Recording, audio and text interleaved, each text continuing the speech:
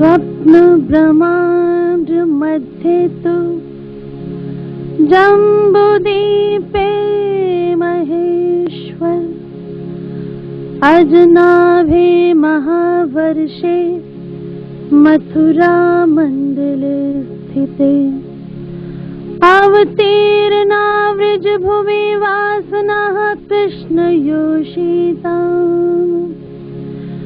प्रादुर्भूत तन्नन्द ग्रहे अपि पुरुषोत्तमः कूटस्थ चित्तवृत्तौ तु निज आवेशं निधारयन् तन्नानाविलासेन बालक्रीडा कुतूहले। वंदो सतगुरु चरण को करो सो प्रेम प्रणाम। अशुभ हरण मंगल करण धने श्रीदेव चंदी नाम। श्री प्राणनाथ निज मूलपते श्री महराज सुनाम। तेज कुंवरी श्यामा युगल पल पल करूं प्रणाम। साथियों, आज के प्रवचन से पहले हमने सुना कि मथुरा में चतुर्भुज स्वरूप वैकुंठ के नाथ ने जन्म लिया और उसकी आज्ञा के अनुसार उनको गोकुल में पहुंचा दिया गया। तब उनके तन में अक्षर ब्रह्म की आत्म और अक्षरातीत की शक्ति ने प्रवेश किया और 7 परम धाम की आत्माएं जिन्होंने माया के दुख की चाहना की थी वो भी आकर ब्रिज और गोकुल की कुंवारी कन्या के तनों में प्रवेश किया और फिर अपने उस धनी अक्षरातीत प्राणनाथ को मिलने के लिए, उनको पता था, बाकी संसार को क्या पता कि इसके अंदर कौन सी शक्ति आकर के बैठी है, गई और बधाई दी। अब आइए क्या होता है। ब्रिज के अंदर आज तक मथुरा के अंदर से चलकर कोई आया तो नहीं। गोकुल में जब ये श्री कृष्ण जी का तन आया, जिनका नाम गर्गाचार्य जी ने बाद में रखा, और उसके बाद क्या होता है, जो इनकी इंतजार में बैठे थे तरदेवाओं को तो पता था कि हमारी सृष्टि के अंदर अक्षर ब्रह्म आने वाले हैं, पहले से ही सारा हुक्म से सारा काम करवा रखा था। उसके अनुसार अब शंकर भगवान जी दर्शन करने के लिए आते हैं। अब यहां हम सोचे, क्या नंद जी के घर पहले लड़के नहीं कभी पैदा हुए थे? 2 बच्चे पैदा हुए थे ना, 2 लड़के, बलदाव जी और कल्याण जी। तो उस समय शंकर भगवान जी क्यों दर्शन करने लिए नहीं आए? और अब माता यशोदा और नंद जी को तो नहीं पता है कि हमारे घर में क्या हो, तो लाला लाला ही कह रहे थे। शंकर भगवान जी ने आकर के दर्शनों के वास्ते डमरू बजाया और उसके बाद उनको भिक्षा देने के वास्ते अंदर से थाल भेजा गया, यशोदा मैया ने भेजा। और दासी ने जब आकर उनके दर्शन किए, भला शंकर जी के दर्शन आप ही सोचिए कौन सहन कर सकता है। ओ नीलकंठ गला, और वो इतना तेजमय स्वरूप, गले में जिनके सांप लटके हुए कारण इंसान का देख सकता था, बेहोश होकर गिर जाती है। तब यशोदा मैया ने जब आके देखा, वो भी पहले जिसमें हो गई, फिर पूछा बाबा क्या चाहते हो? तो उन्होंने कहा तुम्हारे घर जो मेरे लाला, आपके लाला है, वो मेरे प्रीतम हैं, जन्म जन्म से हम उनकी इंतजार करते हैं, हम उनके दर्शन चाहते हैं। जैसे तैसे करके यशोदा मैया जी लाए और आके जब दर्शन दिया तो वो तो टॉवल में लपेट करके लाए थे, इतना मुख ही थोड़ा सा नजर आ रहा था, तो भी शंकर जी उदास खड़े हैं। तब अब यशोदा मैया क्या समझे कि दर्शन क्या होते हैं। अब अंदर जो शक्तियां बैठी हैं और अक्षरातीत की, वो तो जानती हैं कि ये दर्शन किए बिना नहीं जाएगा। दर्शन मुखारबिंद के नहीं होते मेरे साथियों, दर्शन चरणारविंद के चरणों के होते हैं। तब उसके बाद श्री कृष्ण जी ने, यानी अक्षरातीत की शक्ति ने उनका अपने पांव मार चलाए और चरण जब नंगे हो गए, शंकर भगवान जी किस मुद्रा में, क्या प्रसन्नता में, जो आज दिन तक उनको कभी कैलाश पर्वत पर बैठ करके ये खुशी नहीं नसीब हुई होगी। आगे बढ़ते हैं, नैनों से नैन, कितने रस के साथ वो निहार रहे हैं और फिर अपनी जटाओं को लेकर उनके चरणों के साथ छुआया। ये है गोकुल का बाल स्वरूप।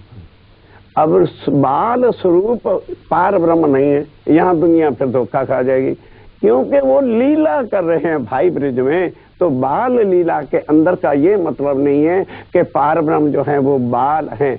चिदादित्यम किशोरांगन परे धामन विराजतम स्वरूपम सच्चिदानंदम निर्विकारम सनातनम। हम रोज ये श्लोक पढ़ जाते हैं, पर फिर कभी ध्यान किया कि वो तो किशोर स्वरूप है। लीला के अंदर अगर वो बाल लीला कर रहे हैं तो इसका ये मतलब नहीं है कि वो बाल हो गए, बाल तन के अंदर लीला कर रहे हैं। उसके बाद ब्रह्मा जी को सूचना मिली और ब्रह्मा भी आकर के चरणों में गिरे। अब ये सोचो, क्या कभी आज दिन तक जब से सृष्टि करोड़ों बार बनी है, तीनों त्रिदेवा आकर के किसी चरणों में हाजिर होंगे? ये प्रमाण है कि इस तन के अंदर वो शक्ति पार ब्रह्म की और अक्षर की आत्म बैठ रही है, जो अभी हमने श्लोक भी सुना, उसके अंदर साफ क्लियर है, अपनी आत्माओं के साथ वो आकर के लीला कर।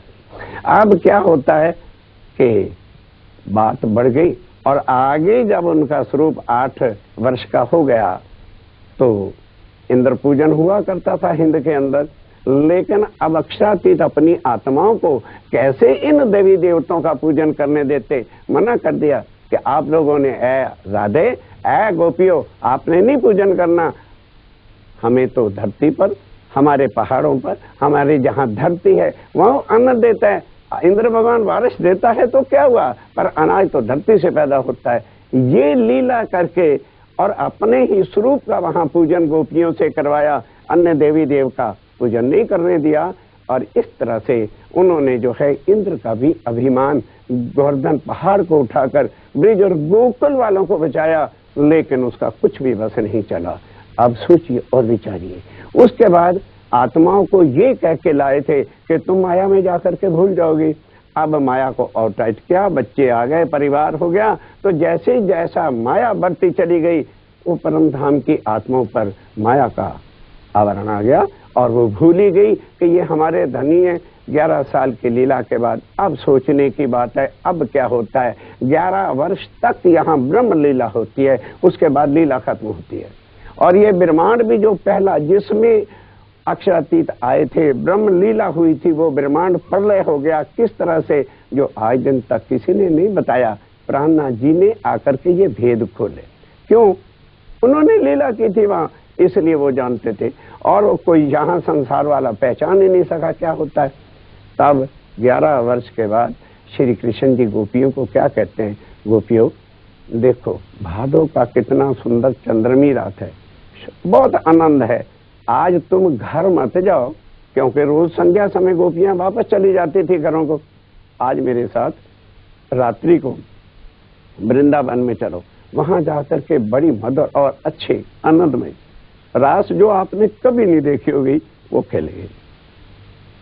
तो ये बात सुनकर सब गोपियां क्या उत्तर देती हैं, ओ कृष्ण कन्हैया है। हम लोग तो कृष्ण जी के बिना नहीं ना बोल सकते, भगवान थे, परमात्मा थे, वो तो एक स्वरूप है, इसलिए कहते ओ कन्वा, ओ कृष्ण कन्हैया, तू क्या समझता है, हम कुलवंती नारी, हमारे पति हमारे घर है, और रोज तेरी बांसुरी ने हमें सता रखा है, जिसको सुन करके यहाँ हम आते हैं, हमें कितनी सताई जाती है, हमें कितने ताने मारते हैं, दुनिया कितना दुखी कर रही है, लेकिन तेरे प्रेम के कारण हम यहाँ पर आ जाते हैं। और रात तुम तो निर्लज्ज हो, बेशर्म हो, बेहया हो, और तुम्हें हर वक्त कामनाएं चढ़ी हैं। भाई ना, हम कुलवंती नारी हैं, हमारे पति राह देखते होंगे, हम रात्रि के समय में कुलवंती नारी किसी पर पुरुष के साथ नहीं जा सकती। साथियों, ये है माया। कहाँ पहले दिन आते ही तड़प रही थी कि हम अपने धनी के प्राणनाथ के कब दर्शन करेंगे, आज उन्हीं को कह रही हैं तुम कामी हो, निर्लज्ज हो, पर पुरुष हो। ये बात परम धाम के अंदर अक्षरातीत राज्य महाराज ने प्राणनाथ जी ने कही थी कि माया के अंदर जाके तुम मुझे भूल जाओगी, मैं तुम्हारे साथ रहूंगा। और आज वो भूलने की भी बात वो पूरी करके दिखा दी कि माया इतनी प्रबल है। उधर अक्षर ब्रह्म को लीला भी प्रेम की यहां दिखा दी। अब ठीक, श्री कृष्ण जी कहते हैं अच्छा गोपियों अगर ये बांसुरी सताती है ना, आज के बाद मैं बांसुरी नहीं बजाऊं। उसके बाद बांसुरी कमर में लगा दी, कभी बांसुरी नहीं बजी। गोपियां अपने घर चली गई। कह तो दिया गुस्से में कि तुम परपुरुष हो। अब रात को जब कही हुई बातें याद करने लगी तब तड़पती हैं कि ओहो बड़ा गलत हो गया। अब श्री कृष्ण जी भी चले गए घर और जा करके अपने माता जी से कह दिया, माता अब मैं 11 वर्ष का हो गया, ये झांझरी घुंघरी कांटे काहे को पहन रखी, उतार दो सब। उतार के फेंक दिए। क्यों? आगे तो नोइंगली पहन रखा था कि गलियों में से जाऊं तो गोपियों को पता चल जाए कि जमुना तट पे कृष्ण कन्हैया जी चले गए हैं, और अब उनको पता भी नहीं देना क्योंकि उनको दुख आ गया है। अब यहां से 52 दिन रोष रहा आपस में। ना तो गोपियां जमुना तट पे जाती और ना ही श्री कृष्ण जी जो है बांसुरी बजाते हैं। उसके बाद 52 दिन तक वो अक्षरातीत जो श्री कृष्ण जी के तन में बैठे हुए थे इंतजार किया कि माया के अंदर अब जब ये बुलाना ही नहीं चाहते, प्रणाम ही नहीं करना चाहते, तो भाई जिनके लिए हम यहाँ आए हैं आके क्या करेंगे। जब वो प्रणाम भी नहीं करना चाहते, मैं ले लिया कि अब इस ब्रह्मांड से आगे चलना है। अब अक्षर की आत्म को वो रस दिखाना है जो परम धाम की साक्षात लीला में हम किया करते हैं। अब कैसे जाना है, ये प्रसंग जरा बहुत अच्छी तरह से मेरे साथियों भाइयों इसको सुना और विचार करना कि ओहो हकीकत ये थी जो आज दिन तक किसी ने बताई नहीं और प्राणनाथ जी ने आके बताया। क्या करते हैं, 11 साल 52 दिन के बाद संध्या के समय बलदाव जी और कल्याण जी के साथ वन में गौएं लेकर के गए हुए थे। तो बलदाव जी को कह दिया भैया आप गौओं को लेकर के चलिए और मैं कल्याण भैया के साथ आ जाता हूँ। इस तरह से उनको कह दिया। उन्होंने डांटा तो जरूर, फिर कल्याण भैया को जाके कह दिया कल्याण भैया आज मैं बलदाव जी के साथ जाऊंगा, तुम गौएं लेके चलो। दोनों को चकमा दे दिया, वो दोनों तो गौएं लेके चले गए। अकेले श्री कृष्ण जी खड़े हैं वन में। अब ये बात समझना जो आज दिन तक किसी ने भी किसी जगह पर लिख करके बताई नहीं है, ना व्यास जी ने इसका भेद खोला। क्या किया, अब अकेले खड़े हैं वन के अंदर और श्री कृष्ण जी विष्णु भगवान जो वासुदेव हैं जिन्होंने जन्म लिया था मथुरा था, वो शक्ति जो अंदर है उसको हुक्म दिया बाहर प्रकट हो जाओ। वो प्रगटे ध्यान के साथ दंडवत प्रणाम किया। कहने लगे भाई हम तेरा आभार प्रकट करते हैं, तुमने हमारे खातिर कष्ट किया, 16 कला के साथ जन्म लेकर और ये सारी लीला आपके तन से हमने की है। अब तुम वैकुंठ जाओ, हम थोड़े ही समय में 2 ही घंटे में आपको भव से पार करके अखंड करेंगे। साथियों करोड़ों बार दुनिया बनी, विष्णु भगवान आए, त्रिदेवा बने, किसी ने अखंड तो नहीं किया। ये ब्रह्म लीला है। नाम जरूर है कृष्ण की बाल लीला, ना ना ना ब्रह्म लीला है, पार ब्रह्म की लीला है। उन्होंने दंडवत प्रणाम किया और चले गए। अब क्या रह गया, अक्षर की आत्म और अक्षरातीत की शक्ति। बार बार ये चीज पहले भी हमने आपको समझाई कि तन किसका था, विष्णु भगवान का। आत्म किसकी आई, अक्षर की। शक्ति किसकी आई, अक्षरातीत की। अब विष्णु भगवान को वैकुंठ भेजा, अक्षर की आत्म को ले करके भव से पार योग माया में प्रवेश किया। और वो भागवत में लिखा है योग माया हरि आश्रित। जैसे ही ये वहां गए तो उन्होंने आके चरणों में दंडवत, चरणों में आके प्रणाम किया। हुक्म दिया कि एक किशोर स्वरूप अति सुंदर तेजोमयी मेरे लिए बना दो। तुरंत कहने की देरी थी किशोर स्वरूप। अब ये सोचिए एक ही घंटे के अंदर कहां तो बाल तन था जहां लीला कर रहे थे काल माया के ब्रह्मांड में, और अब किशोर तन धारण किया। क्यों, परम धाम में अक्षरातीत पूर्ण ब्रह्म किशोर स्वरूप है और वो लीला की मांग अक्षर ने की थी, इसलिए। और हुक्म दिया अति सुंदर एक वृंदावन रचाओ। मेरे साथियों, पहले कोई योग माया के ब्रह्मांड में भी वृंदावन नहीं था, नया बनाया। नौतन वृंदावन, नौतन चांदलो, नौतन जमुना तटसार, अति सुंदर चंद्रमी रात। पूर्णमासी क्या चीज होती होगी जो योग माया का वो चंद्रमा, वो तेजमयी और नित्य वृंदावन सज गया। वहां अब जाके खड़े हो गए। अब आओ इधर क्या होता है। वहां किशोर स्वरूप, पहले बंसरी बजाते थे एक बांस की लकड़ी की काल माया के ब्रह्मांड में, अब योग माया के अंदर नूरमयी बांसुरी लेकर वृक्ष के नीचे खड़े होकर के होंठों पे रखी। अब लोगों ने तो समझा ना कि बांसुरी बज रही है, उन गोपियों का नाम ले जाकर के स्वरों के अंदर बजाया, और वो बांसुरी बजी तो नित्य वृंदावन में अखंड में सुनी किसने? आज भी लोग गाते हैं, नंदलाल तेरी बंसरी कमाल कर गई। शेष ने सुनी, महेश ने सुनी, दिनेश ने सुनी, पाताल वालों ने सुनी, वैकुंठ वालों ने सुनी, 14 जो लोग है नाच उठा उस बंसरी की आवाज को सुनकर। पर करे क्या, किसी को दिख नहीं रहा था ये बंसरी बज कहाँ रही है। ये लीला है उस पार ब्रह्म की। अब सुना जिसने वो पहुंचेगा वहां पर। इधर तो सारे लोक ने सुना, 14 लोकों ने सुना, देवी देवताओं ने सुना, सब ने सुना, पता ही नहीं कहाँ है, क्योंकि वो नित्य वृंदावन गौलोक के अंदर योग माया के ब्रह्मांड में, जिसका मैं अच्छी तरह से इससे पहले आपको विस्तार से बता चुका हूं। क्योंकि ये तीनों ब्रह्मांडों की चीज को समझे बिना पार ब्रह्म के स्वरूप की लीला को कोई नहीं समझेगा। ये काल माया का ब्रह्मांड है, आगे योग माया का अखंड ब्रह्मांड है, वहां से सीमा पार ब्रह्म की शुरू होती है और उससे आगे उनका दिव्य ब्रह्मपुर धाम। तो अब नित्य वृंदावन में बांसुरी सुनी तो वो आत्माएं जो 52 दिन के अंदर भूल चुकी थी और अपने ही धनी श्री कृष्ण जी को ये कह दिया कि तुम निर्लज्ज हो, बेशर्म हो भैया। अब वो बांसुरी तड़पाया, कोई सखी किसी रूप में थी, कोई किसी में थी। व्यास जी ने लिखा है कि उन सखियों ने जैसे बांसुरी सुनी, शरीर छोड़े, घर बार छोड़ा, पति छोड़े, बच्चों को दूध पिलाते हुए छोड़ा, और भाव से आत्माएं जा सकती, जीव नहीं जा सकता। ये है भेद।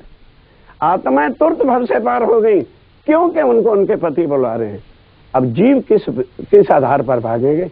जैसे गोपियों ने उधर प्रवेश किया, योग माया के अंदर गई, काल निराकार से आगे, तो इसका ब्रह्मांड, ये जो पहले वाली दुनिया जहां ब्रह्म लीला हो रही थी, श्री कृष्ण जी 11 साल लीला कर रहे थे, लय हो गया।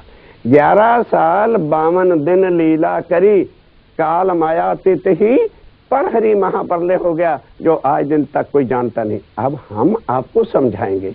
आप कहोगे जी ये तो नया ही ज्ञान बता रहे हैं। ना ना ना ना ना ना, ना।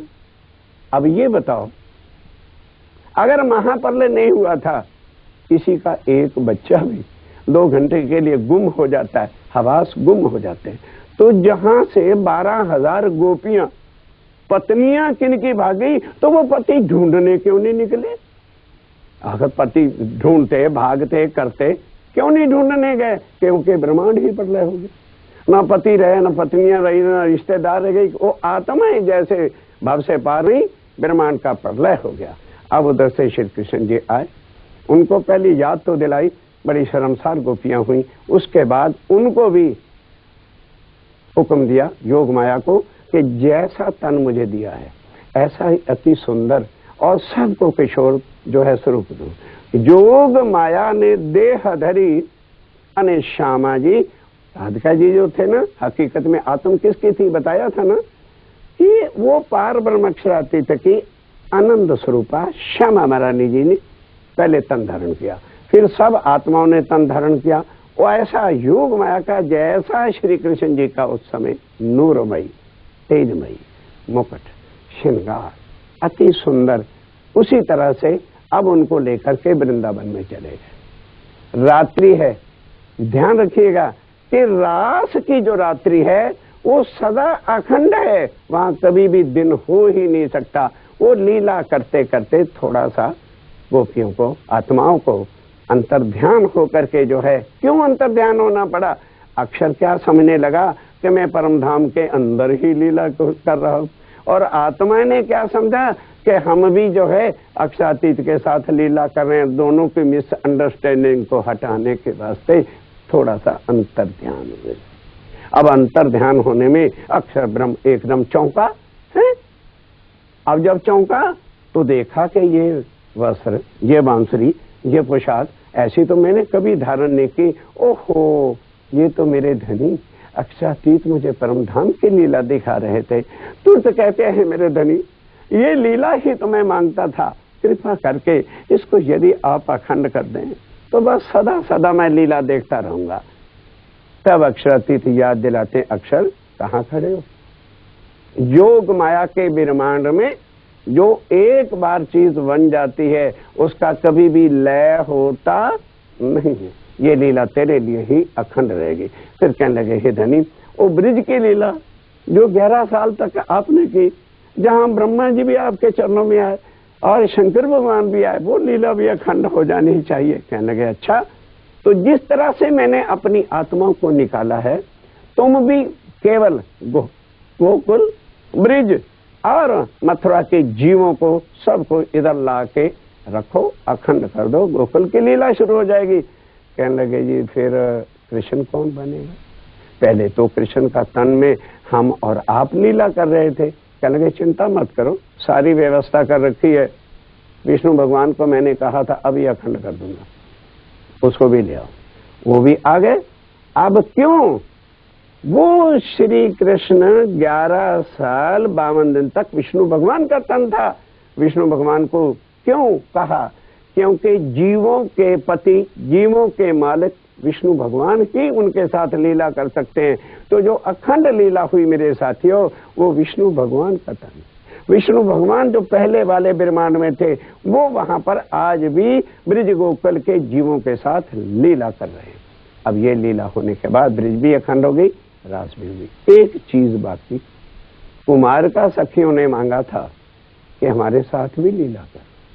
तब उस समय अक्षातीत थे, उन्होंने कहा नहीं, तुम्हारे साथ लीला होगी। साथियों, ये भेद जब तक हम ना समझे तब तक श्री कृष्ण जी के रूपों में लोग झगड़ते ही रह जाएंगे। अब ये सारी पता चल गई कि ब्रिज और रास में किसकी लीला हुई थी। नाम जरूर श्री कृष्ण जी का था और विष्णु भी अखंड हो गए, लीला करने वाले स्वयं ब्रह्म अक्षरातीत थे। अब उसके बाद क्या होता है?